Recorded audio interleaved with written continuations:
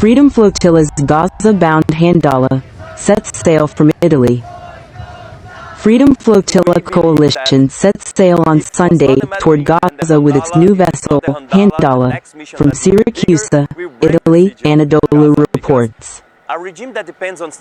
Just weeks after Israeli forces illegally seized our boat, Madeleine, and abducted 12 unarmed civilians in international waters, we continue with global solidarity to challenge Israel's illegal and deadly siege, the coalition announced on X. The coalition noted that they aim to break the blockade for the children of Gaza, carrying humanitarian aid and a message of solidarity.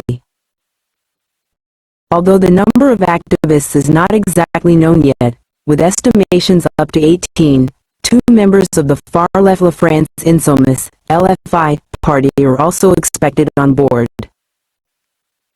The British-flagged vessel Madeleine had departed Sicily, Italy on June 6, bound for Gaza, attempting to break Israel's naval blockade of the enclave.